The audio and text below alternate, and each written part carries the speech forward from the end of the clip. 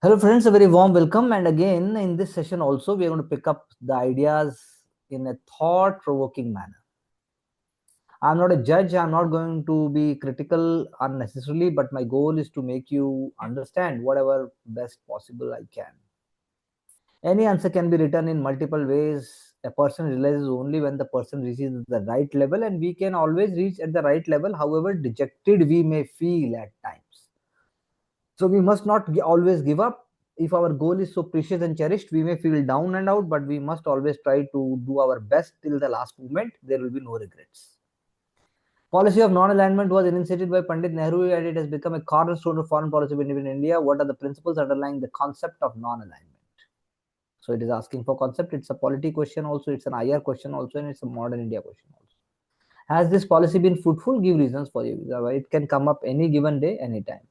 So policy of NAM highlighted the maturity of newly independent democracy of India. I think well started. And we can always bring the idea of the world divided into two nuclear camps, two different ideologies, but India was able to stand its point. ये शुरू में अगर लिख देंगे तो हम और ज़्यादा clear हो जाएंगे. Principles are very good. Doesn't imply neutrality, international peace and prosperity, giving rise to developing world, non-interference in internal affairs, rule of law. I think fair enough, wonderfully written for general studies perspective. It will be really appreciated. The relevance of NAM and its principles.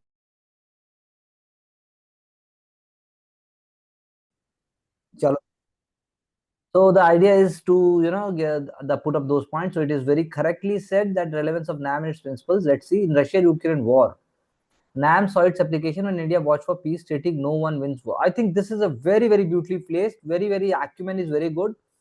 Though one can look for technical aspects of the NAM and its Bandung conference, speaking about African Union, speaking about changing. But then I think I will appreciate point number one. It is a bold point. Not everybody can write that. India could deal with challenging geopolitical situation more smoothly. For example, Russia's crude oil imports became largest in India due to priority. Second point is also okay. Voice of Global South given more weight than before for strengthening of BRICS. NAM created an alternative one siding with the either world powers, US or USSR. So I think all points are fairly good enough. लेकिन एक point आना चाहिए था which could have summarized from 1950s to even 1990s. Pre liberalisation से post liberalisation का भी एक दे देते पॉइंट, तो उससे क्या होता पूरा का पूरा सब कुछ कवर हो गया. तो I think this is also going to fetch you marks more than 40, more than 50%. In fact, I would say around 50% you can get the score in this answer. I think this is on track. This is a fresh view. This is a fresh way. So preserve this idea. Go ahead. What is Commonwealth of Nations? The nations who are eligible for its membership. What are its aims? How does it function? Has it any member left Commonwealth? So prelims, mains, interview, तीनों जगह ये question काम आ सकता है. That have form of Britain colonies, but today it is not limited to just them. Aim, promote democracy, promote human rights, foster sustainable development, encourage youth participation, exchange, and uphold international peace and unity. I think all points are fairly well enunciated, and you can say one point, for example, it is picking up the ideas like climate change, ideas like what are the modern challenges. That is what it is. So functioning voluntary organization, unlike political union like here, consensus decisions headed by British monarch. I like the way you put it. So you have not even written much, but then still it will be appreciated. It is a body which is promoting parliamentary form of democratic traditions. Parliamentary form of democracy जो है वो ये Commonwealth of Nations promote करते हैं. दूसरा, Commonwealth of Nations also helps in highlighting colonialism. जो colonialism से जो कॉलोनीज को जो नुकसान हुआ है वो भी उसके लिए एक प्लेटफॉर्म अब बन रहा है, उसका शेप चेंज हो रहा है. Moving further, question number 3, the caste system and the practice of untouchability were major targets of attack from the social reform movement, which grew strength after 1857, indicate the main factors which gradually undermined the caste system and brought into sharp focus the evils of untouchability. What was the role of Mahatma Gandhi in eradication of untouchability, and to what extent did they did influence the you know uh, influence the constitution and government policy in this regard? What further steps should be taken to wipe up untouchability? तो इतना लंबा question आज की date में 250 word का, उस समय आप मान लीजिए 250 वर्ड्स का होगा, but today it is not going to come up. Today we are writing for 150 words. So if you are taking 11 minutes for example, let me see the time. Time you are taking here is 15 minutes, so this will be cut down to 7 to 8.5 minutes basically. That is how it is. Please move forward. Social reform movement accelerated post 1850s, unifying mass impact on freedom struggle. Beginning was made by Raja Ram Mohan Roy. ठीक बात, लेकिन आप यहीं पर लेके आते हैं. How in post 1850s there is vernacular newspaper, there is a dissemination of both traditional information, there is both western information. तो वो एक तरीके का इकोसिस्टम और एक तरीके का कॉन्फिडेंस क्रिएट कर रहा है. That has to be come up here only, तो उससे हमारा काम खत्म हो जाता है। Awareness generated by elite section and educated class, ठीक है आप लेके आ गए। Yashwant Vidyasagar encourage women education, acted as enabler for video remarriage act, social reforms given important reform for modernization and growth and development of India. Jyotiba Phule opened first women. So I think I like the way you are writing one point and giving examples. This is a wonderful way. Violation of human rights due to untouchability with Shudras and Harijans. Also, Britishers taking the initiative for social reforms was not acceptable to many reformers. Traditional reformers or orthodox reformers को पसंद नहीं था. They started conservative movements. You can say they started revivalist movements. So for untouchability, government, what government is doing, government is actually providing alternative. Rule of law चला रही है government एक तरीके से. Government जो rule of law है या IPC है, you know, you are getting legal equality. That is a very big deal.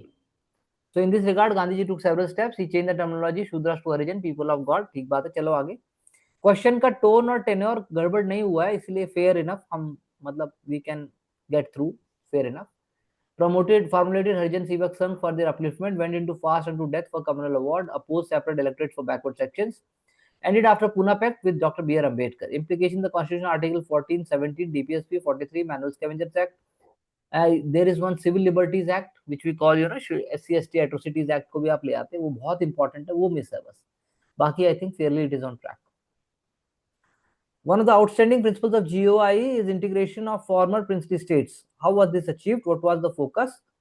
What were the important forces and factors helped in unification? I think this question is very, very important, not just this year, but every year this is very important. So integration of former princely states, Article 1 Constitution states that Bharat is the Union of India was achieved with the major contribution Sardar Vallabhbhai Patel, along with, you can say, Sir VP Menon. VP Menon Sardar Vallabhbhai Patel के right hand थे, VP Menon साहब का नाम लिख लीजिए. He was chairing State Reorganization Committee. The princely states were not given the option to secede from India. बिल्कुल सही बात है. They were given the option either to join India or Pakistan. Strategic planning and consent of people, for example, plebiscite in Junagadh, बिल्कुल सही का. J&K was helped after the tribal attack after it signed instrument to accession by Raja Hari Singh. Private persons were allowed to the former rulers of the princely states. Aid of military, if needed, was utilized in the balanced way. For example, action of Hyderabad. I think language is very good. Operation Polo आप यहाँ लिख सकते हैं. Linguistic reorganization of states enabled strong union of India as it duly recognized their regional identity and culture. बहुत अच्छी बात है. Not all were created into states. Creation of union territories like Puducherry, Lakshadweep, even commissionerate कहते हैं ना उनको, commissioners एक word है commissioners, I am not getting it. It was only the Sikkim जिसको पहले कमिश्नरेट बनाया गया. हाँ, कम ऐसे करके वो भी लिख दो. Special I think wonderfully done for paper 1 and paper 2. इसमें सिर्फ एक ही एलिमेंट है कि आप ये भी बताइए कि कैसे पीपल्स मूवमेंट, पीपल्स भी जुड़े हुए थे. लोग जो थे प्रिंसली स्टेट्स के, वो एक दो लाइन आने से ना फिर आपका आंसर एक मतलब 60% के स्कोर तक पहुंच जाएगा, 55% तक पहुंच जाएगा बड़े आराम से. अगर एक लाइन दो लाइनें स्वामी राम तीरथ है या फिर कोई और लीडर का नाम लिखती हो या किसी लेडी का नाम लिखती हो जिन्होंने लोगों को जागरूक बनाए रखा, that is going to help us. Okay, let's move forward.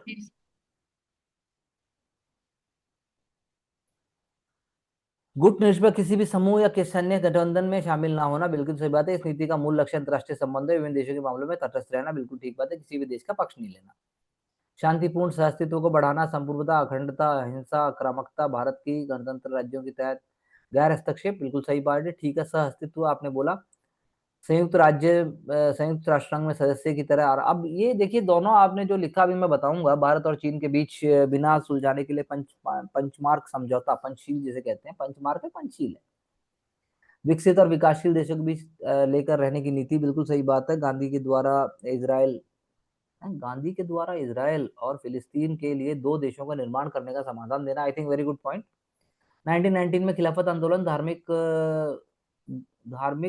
गुरु खलीफा के समर्थन में हुआ था. भारत में आरंभ से ही तटस्थ के सभी सौहार्द और गरिमा की संपूर्णता रक्षा के लिए इस प्रकार की नीति का पालन किया गया. तो हाँ ठीक है, बैकग्राउंड आपने दे दिया कि इंडिया ने अचानक नहीं लिया. इंडिया ने इनफैक्ट कॉलोनी जब थी, भारत कॉलोनी था, भारत जब ब्रिटिश के अधीन था, तब भी भारत ने एक तरीके से नॉन अलाइन आइडिया को फॉलो करने की अपने लेवल पे कोशिश की. शीत युद्ध में अलग पक्ष था, शांति और सुरक्षा, नाम विकसित विकासशील देश अफ्रीका और दक्षिण एशिया, ठीक बात है. आर्थिक लाभ, आयात निर्यात. नकारात्मक पॉइंट लिख के आपने बहुत अच्छा किया. This is going to help us. तो once you can also write 1 और 2 पॉइंट्स. 1962 जैसे चीन युद्ध हमने झेला, और वर्ल्ड ऑर्डर में जब बदलाव होता है तब भी हमें थोड़ा सा तो झेलना पड़ेगा। राष्ट्रमंडल क्या है? विभिन्न देशों का समूह है जो जिसमें अधिकांश देश ब्रिटिश शासन के अधीन रहे थे, किंतु इसकी सदस्यता सभी के लिए खुली है। तो अभी हमने जैसे बात की वो आप यहाँ से पॉइंट्स ले सकते हो जो हमने ऑलरेडी चर्चा की। अब हम बात आते हैं नेक्स्ट क्वेश्चन पे। 19वीं सदी के आरंभ से ही राजा राममोहन रॉय, आत्माराम पांडुरंग, स्वामी दयानंद सरस्वती, कृष्ण ज्योतिबा फुले, देवेंद्रनाथ टैगोर, आनंद मोहन बोस द्वारा समाज की इन बुराइयों को इंगित और लोक कल्याण के लिए जागरूकता को बढ़ाया गया। इससे विभिन्न संस्थानों को स्थापना की, ब्रह्म समाज, आर्य समाज, रामकृष्ण मिशन, प्रार्थना समाज और भारतीय समाज, भारतीय ब्रह्म समाज। पत्रिकाएं, पत्र पत्रिकाओं के माध्यम से सामाजिक बुराइयों के बारे में लिखा गया। जैसे 1897 के बाद, 1857 है 97 है जो भी है, ये भारतेंदु हरिश्चंद्र द्वारा नाटक प्रथा का आरंभ किया गया। ये पॉइंट अच्छा है कि भाई आपने जैसे नाटक का नाम लिखा तो उससे भी अनटचेबिलिटी को हाईलाइट करने में, जाति प्रथा को हाईलाइट करने में फर्क पड़ता है। उदंड मार्तंड, ये अच्छा एग्जाम्पल है। उदंड मार्तंड पीटी के लिए भी इंपॉर्टेंट है। और बंगाली पत्रिका क्या सोसाइटी द्वारा आरंभ किया गया। बंगाली एक न्यूज़पेपर था जिसे सोमनाथ सोमनाथ बोल रहा हूँ, सुरेंद्रनाथ बनर्जी साहब ने शुरू किया था। बंगाली एक पेपर का नाम था, आप भी नोट कर सकते हैं। महात्मा गांधी द्वारा हरिजन सेवक संघ और हरिजन समाज समाचार पत्र चालू किया गया। सकारात्मक विचार, तो अब आप लिखते हो तो सीधा लिख के थोड़ा कीवर्ड को अंडरलाइन भी कर सकते हो किसी किसी वर्ड को। पैदल यात्रा के माध्यम से आम जनता का अस्पृश्यता को रोकने के लिए प्रयास किया। सार्वजनिक कुओं और स्कूलों में सभी का बराबरी सभी दिलाने का रास्ता तैयार किया। भारतीय संविधान में प्रस्तावना डीपीएसपी, ये ठीक बात है। तो आपने डीपीएसपी की बात भी कर दी। 39, 41, 42, 40, 326, 326, 326 तो अच्छा चलो, इलेक्शन की बात आप कर रहे हो, कोई बात नहीं। मूल अधिकार ठीक है। सरकार की नीतियां 1952, अस्पृश्यता की समाप्ति, एससी एसटी के लिए विशेष अधिकार कानून, 89 कॉन्स्टिट्यूशनल अमेंडमेंट है, 330। तो ठीक है, अच्छी कोशिश की है। और अगला है स्वतंत्र सरकार की उत्कृष्ट उपलब्धियों। ये वो वाला क्वेश्चन है जिसमें हमने मतलब पूर्व रियासतों की बात की थी। तो भारतीय संघ राज्यों का समूह की स्थापना अवधारणा को अपनाना है, जो कि भारतीय संविधान की प्रस्तावना में भी उल्लेखित है। पंडित जवाहरलाल नेहरू, सरदार पटेल सभी ने प्रयास किए। ओके, भारत में 524 से अधिक रियासतें थी, ठीक बात है। चलो आगे चलो, जूनागढ़, हैदराबाद, कश्मीर।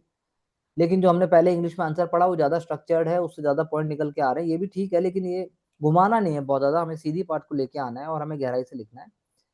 तो आपने जितना आपको आता था आपने लिख दिया, लेकिन उसमें ज्यादा पॉइंट थे, ऐसा हम कह सकते हैं।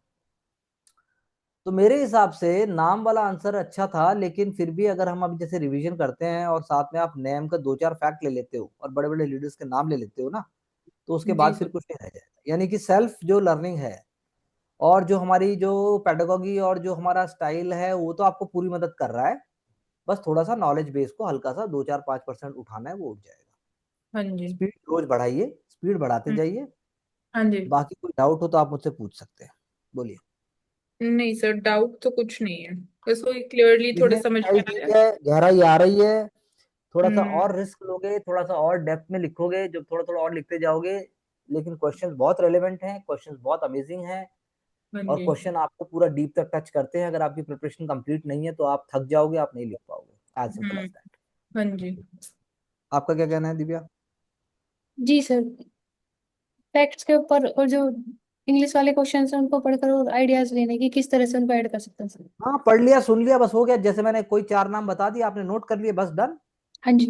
हमारे पास इतना समय नहीं है कि हम उस पर दोबारा जाएंगे, आप कहीं ढूंढोगे करोगे, कुछ नहीं है ऐसा। तो I think fair enough, going on right track. I am not, I will not say that I'm super excited, but I'm completely hopeful, and also it is hope with confidence. तो जस्ट मूव ऑन, मेरी तरफ से यही है कि और अच्छा कोशिश करो, कल और अच्छा लिखो और अपने पीक पे आओगे सर, जब। हाँ जी। तो इसमें जो हमने नाम वाला क्वेश्चन डिस्कस किया उसमें रेलेवेंस वाला पार्ट था, तो उसमें जैसे नेगेटिव्स मैंने नहीं लिखा, मैंने माइंड में आया दो था बट नेगेटिव कोई देखो, वही नहीं आया। एक दो नेगेटिव लिख सकते हैं। जैसे ये अच्छा हाँ। आइडिया है, एक दो नेगेटिव की जगह आप लिखो डेटरेंट डेटरमिनेंट फैक्टर भी हुए, वो तो हुए ही है। हाँ भाई जी हुए ही सर, है ना जैसे बोल सकते पाकिस्तान। हैं एक, हाँ, कि जैसे वर्ल्ड ऑर्गेनाइजेशंस, वर्ल्ड बैंक हो गया, तो वो भी वेस्टर्न वर्ल्ड ही कंट्रोल कर रहा है जैसे यूएसए बिल्कुल। फंडिंग के हाँ, हिसाब से। बिल्कुल तो आज बिल्कुल। भी वही हो रहा है।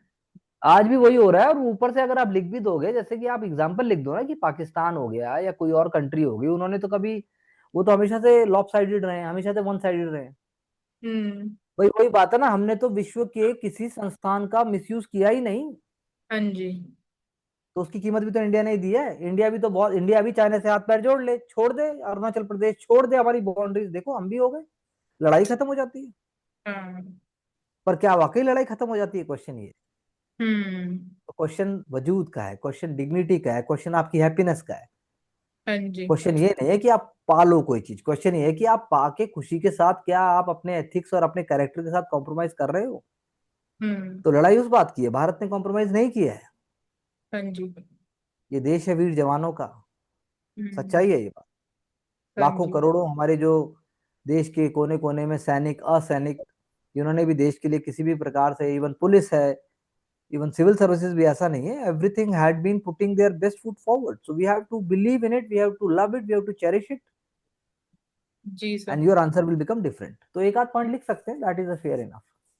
हाँ जी। लेकिन उसकी प्लेसिंग भी फिर मैटर करेगी, उसकी प्लेसिंग कहाँ हो रही है। जितना हम्म। फास्ट मैंने आंसर पढ़ा है, हाँ जी। एग्जामिनर शायद शांति से देखेगा तो इससे भी तेज चेक करता होगा। हम्म। तो 200 कॉपी चेक करनी है, 100 कॉपी चेक करनी है, 150 कॉपी चेक करनी है एक साथ। हाँ जी। उसमें सोचो आप कैसे उसकी नजरों को आप भाओगे। हम्म। फिर भी वो जस्टिस करेगा, हाँ जी सर। उसकी आंखें जस्टिस ढूंढ रही हैं, हैंड राइटिंग हम्म। पे नहीं जाएगा। हाँ। So wishing both of you all the best, and let's move forward with happiness, confidence, integrity, and transparency. हाँ जी सर। जी सर।